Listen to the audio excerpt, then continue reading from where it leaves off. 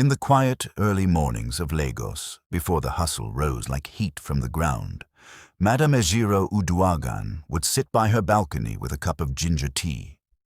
From the top floor of her luxurious Banana Island mansion, she had a view of the city she conquered with her bare hands.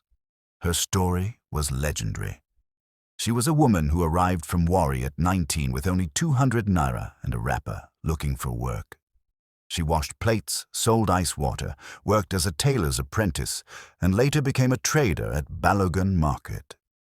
Then she built an empire, one trailer of imported textile at a time. By her 40s, she owned a fleet of trucks, 4 estates, a thriving import-export company, shares in multiple oil and real estate firms, and several businesses in Delta, Lagos, and Abuja.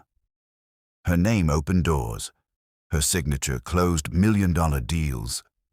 People respected her, some feared her.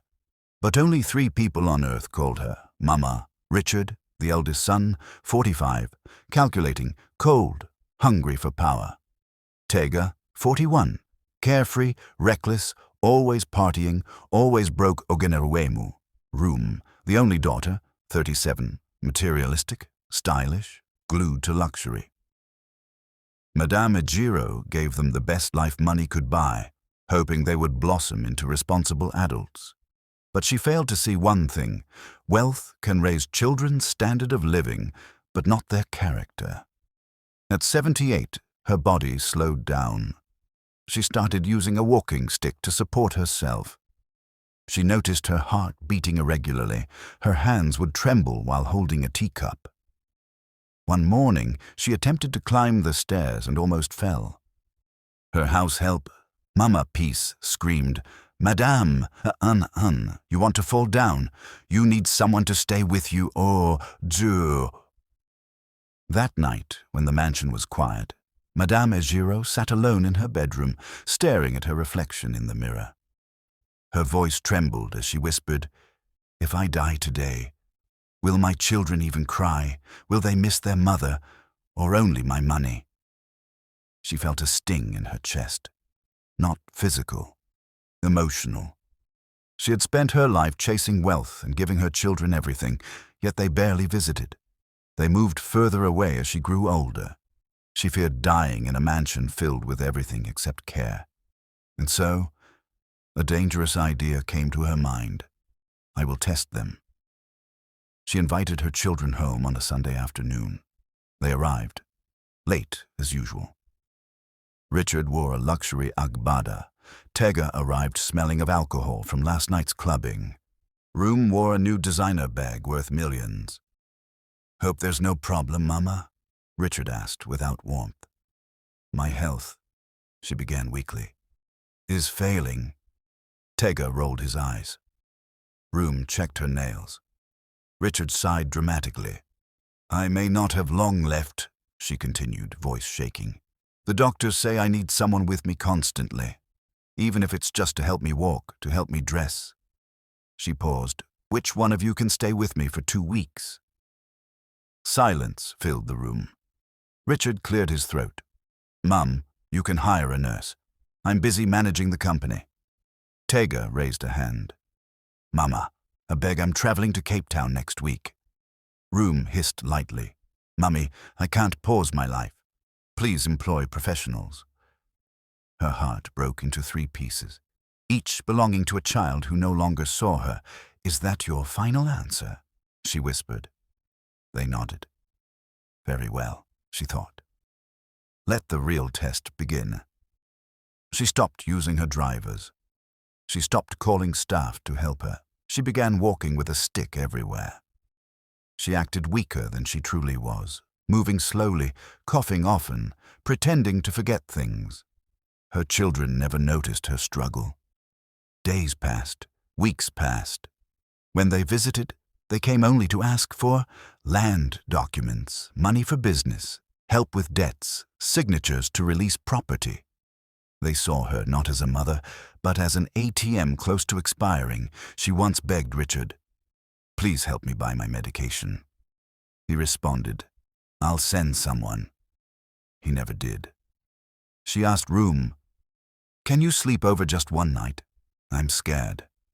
Her daughter frowned. Mummy, I have a date tomorrow. Please, nah." She asked Tega, "Come with me to the hospital." He laughed. "Mama, I hate hospitals. Just take Uber." That night she sat on her bed and wept like a child. One hot afternoon, her BP medication finished. She waited for a driver. None came. Her kids did not pick up her calls.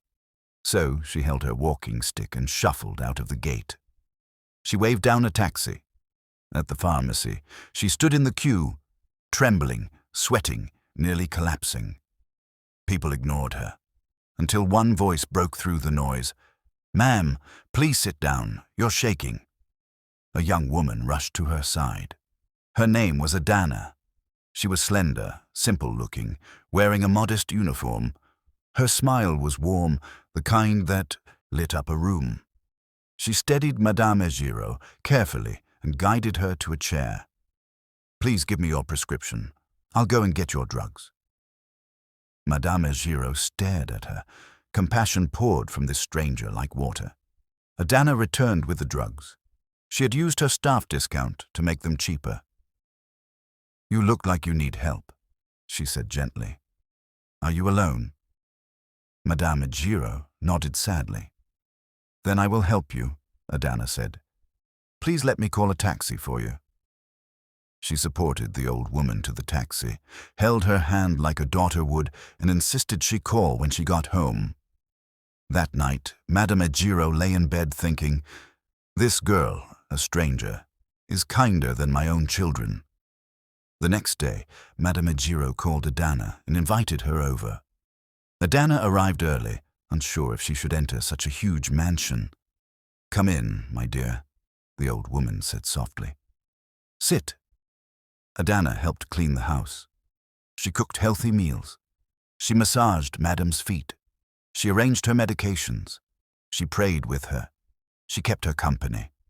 She visited every day after work. Within 2 weeks, Madame Ejiro felt alive again. Not because of medicine, but because someone finally cared. They talked about life, dreams, struggles. Adana confessed she lost her parents early and struggled alone in Lagos. Madame Ejiro felt her heart warm. "This girl," she whispered one night, "is the daughter God sent to me late." One Saturday, Richard stormed into the house shouting, "Mum, why is there an unfamiliar girl in this house?" Tega arrived next, smelling of shisha. Room arrived with her fake British accent. "Mummy, what is happening? Why is this stranger touching your things?" Madame Ejiro remained calm. "This is Adana," she said. "She helps me." "Since when?" Room snapped. "Since the day you all abandoned me." They exchanged glances, shocked at her tone. "Mum, why are you talking like this?" Richard asked. She chuckled bitterly. "You will understand soon." Weeks later, she invited them all for a compulsory meeting. They arrived reluctantly. But this time, something was different.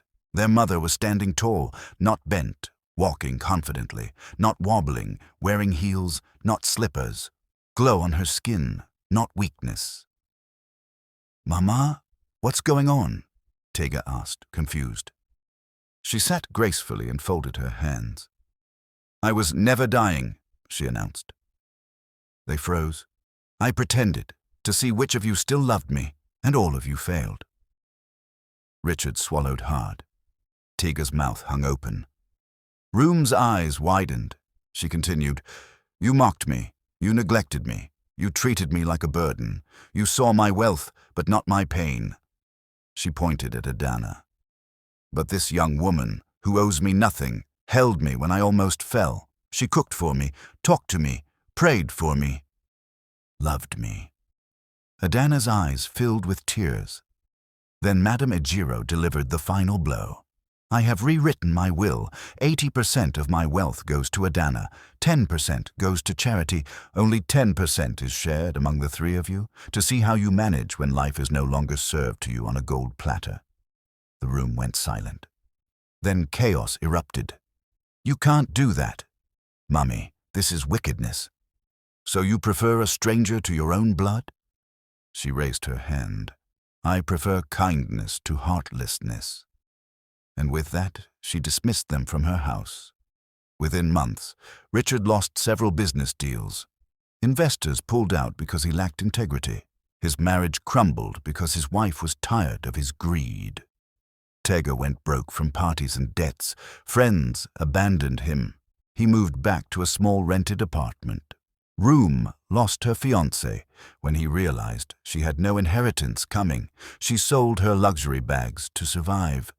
Life humbled all of them. One by one, they returned to their mother, not for money, but for forgiveness.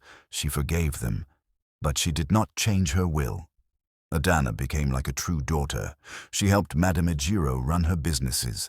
They laughed, cooked together, traveled together. The old woman funded Adana's dream, a charity home for the elderly, so that no old person would ever feel abandoned again. Madame Ejiro passed away peacefully years later, holding Adana's hand. At her funeral, thousands came.